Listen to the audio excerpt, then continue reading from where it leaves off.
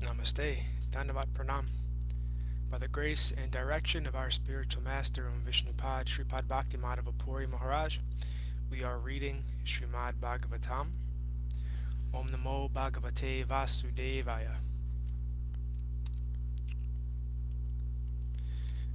Canto 1, Creation, Chapter 13, Text 18. Vidurastadabhipretya Dhṛtarāṣṭram abhāsata Rajanirgam yatam shigram Pasyedam bhayam agatam. Mahatma Vidur knew all this, and therefore he addressed Dhṛtarāṣṭra, saying, "My dear king, please get out of here immediately. Do not delay. Just see how fear has overtaken you." Purport. Cruel death cares for none, be he Dhṛtarāṣṭra or even Maharaj Yudhisthira. Therefore, spiritual instruction as given to old Dhṛtarāṣṭra was equally applicable to younger Maharaj Yudhisthira. As a matter of fact, everyone in the royal palace, including the king and his brothers and mother, was raptly attending the lectures. But it was known to Vidura that his instructions were especially meant for Dhṛtarāṣṭra, who was too materialistic. The word Rajan is especially addressed to Dhṛtarāṣṭra significantly. Dhṛtarāṣṭra was the eldest son of his father, and therefore, according to law, he was to be installed on the throne of Hastinapur. But because he was blind from birth, he was disqualified from this rightful claim. But he could not forget the bereavement, and his disappointment was somewhat compensated after the death of Pandu, his younger brother. His younger brother left behind him some minor children, and Dhṛtarāṣṭra became the natural guardian of them.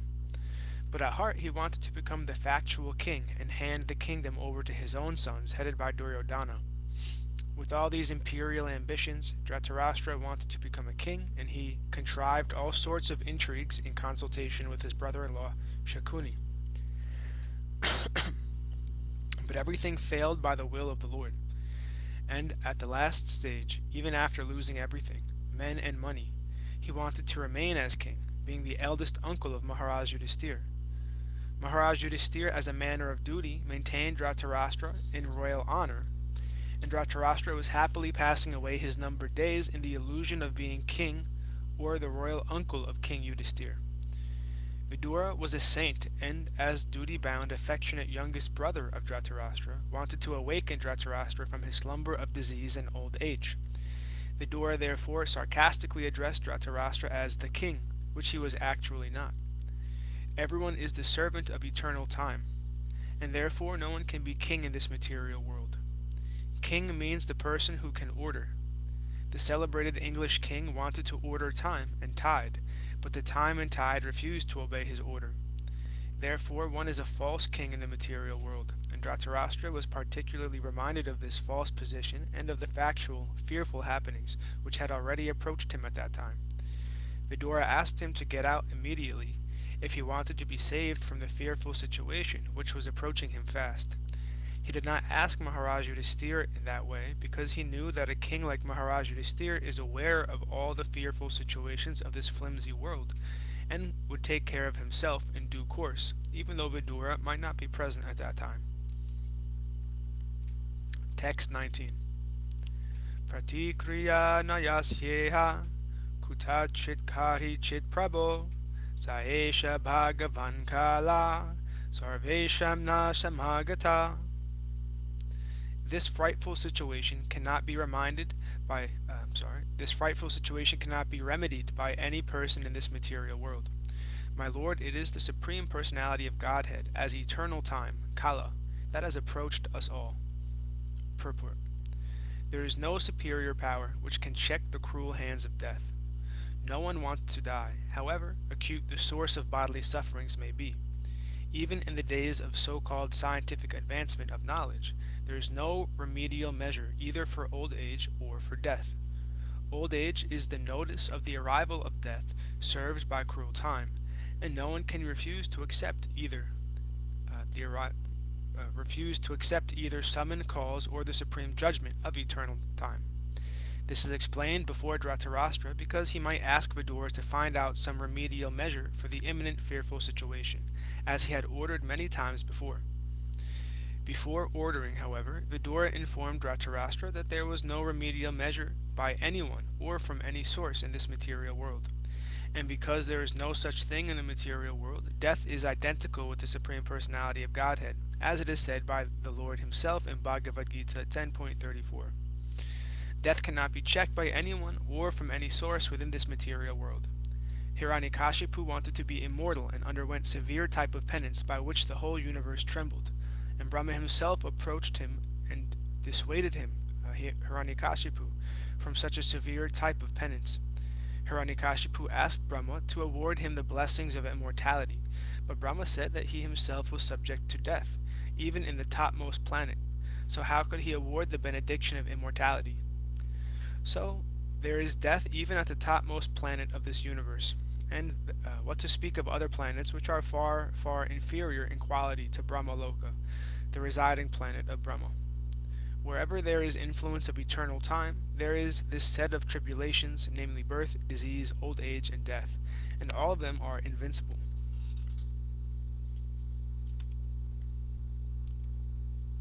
Text 20. Yena chaiva bipanoyam pranay priyatmanar api janasadyo vijujeta kim uttanyar danhandibi.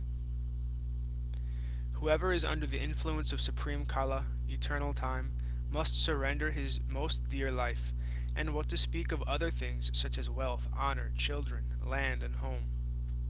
Purport.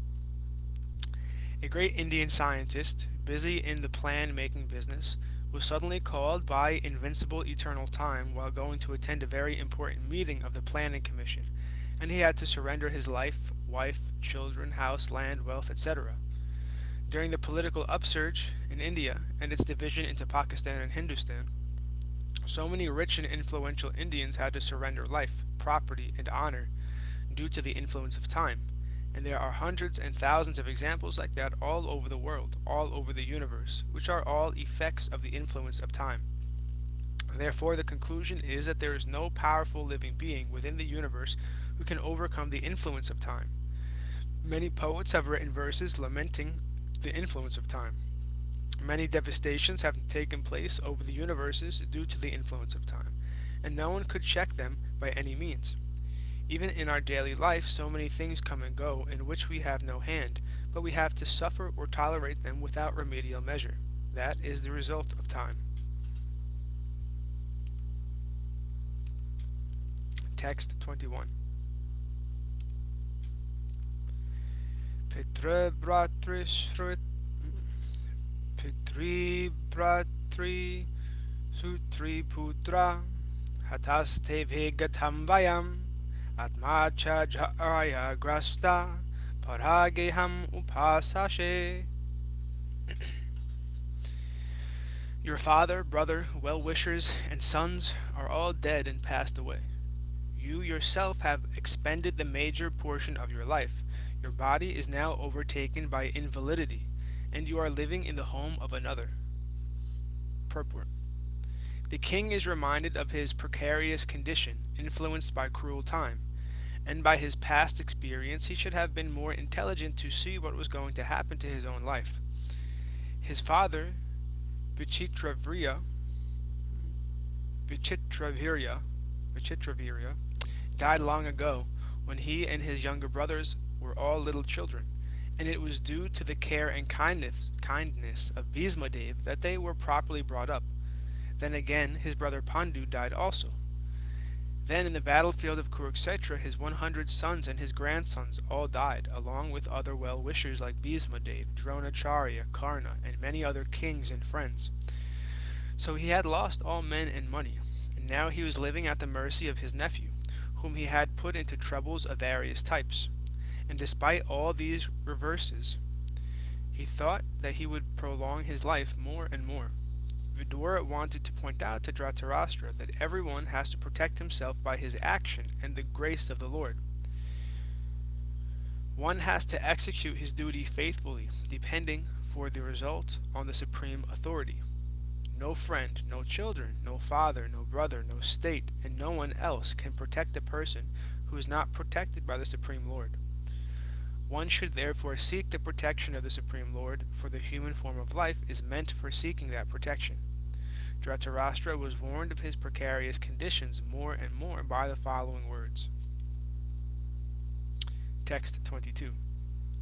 Andha puraiva bhadhiro mandha pragyascha sampratam vishirna danto mandagni saragaha kafam udvahan. You have been blind from your very birth, and recently you have become hard of hearing.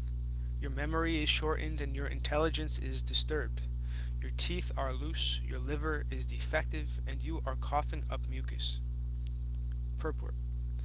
The symptoms of old age, which had already developed in Dhṛtarāṣṭra, were all one after another pointed out to him as a warning that death was nearing very quickly, and still he was foolishly carefree about his future.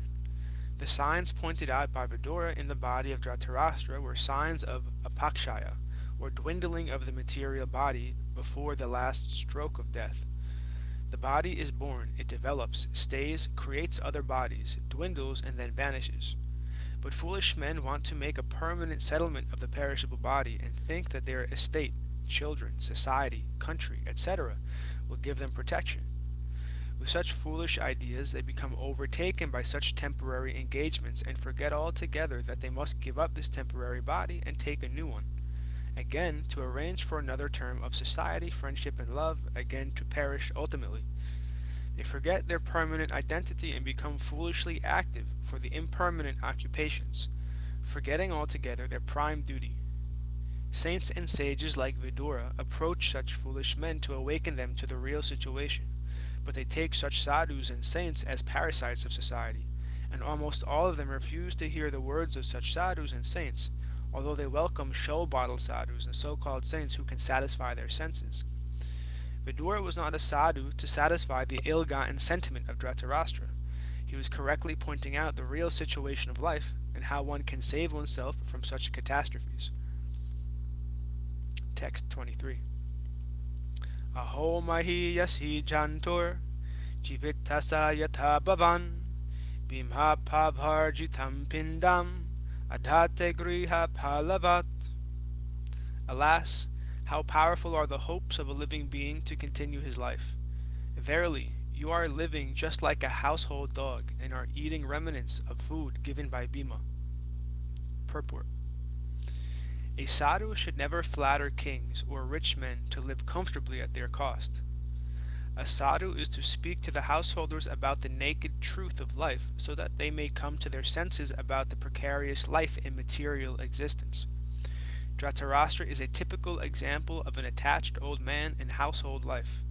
He had become a pauper in the true sense, yet he wanted to live comfortably in the house of the Pandavas, of whom Bhima especially is mentioned because personally he killed two prominent sons of Dhṛtarāṣṭra, namely Duryodhana and Dushasana.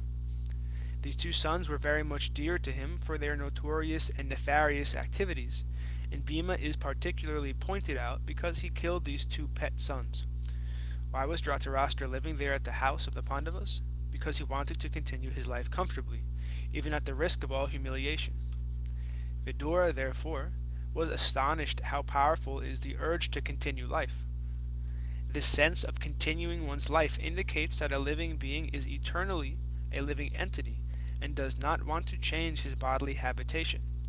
The foolish man does not know that a particular term of bodily existence is awarded to him to undergo a term of imprisonment, and the human body is awarded after many, many births and deaths as a chance for self-realization, to go back home, back to Godhead.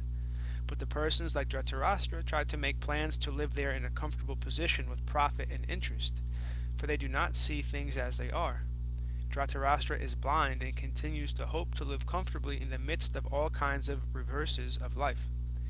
A sadhu like Vidura is meant to awaken such blind persons and thus help them go back to Godhead, where life is eternal. Once going there, no one wants to come back to this material world of miseries. We can just imagine how responsible a task is entrusted to a sadhu like Mahatma Vidura. Thus ends our reading for today. We will continue from text 24 on Friday, hopefully. All glories to Srila Bhakti Nishkam Shanta Maharaj Ki Jai. All glories to Srila Bhakti Vigyan Muni Maharaj Ki Jai. All glories to Sripad Bhakti Madhava Puri Maharaj Ki Jai. All glories to Srila Bhakti Nirmal Acharya Dev Goswami Maharaj Ki Jai. All glories to Srila Bhakti Sundar Govinda Dev Goswami Maharaj Ki Jai. All glories to Srila A.C. Bhaktivedanta Swami Prabhupada Ki Jai. All glories to Srila Bhakti Rakshak Sridhar Dev Goswami Maharaj Ki Jai. All glories to Srila Bhaktisiddhanta Saraswati Thakur Prabhupada Ki Jai. All glories to our Rupanuga Guru Varga Ki Jai. All glories to the assembled devotees. All glories to the worldwide devotees Bhaktivinoda Ki Jai. All glories to Navadvip Dham Ki Jai, Mayapur Dham Ki Jai, Nishingapali Dham Ki Jai, Ekachakra Dham Ki Jai, Jagannath Puri Dham Ki Jai, Baladev Subhadra, Jagannath Jew Ki Jai, Vrindavan Dham Ki Jai, Giri Govardhan, Gupta Govardhan Dham Ki Jai, Sham Kund, Radha Kund Ki Jai, Tulsi Devi, Bhakti Devi, Vrinda Devi Ki Jai, Nitai Gaura Pramanandi, Hari Hari Hari Bol. My humble Dandavat Pranam.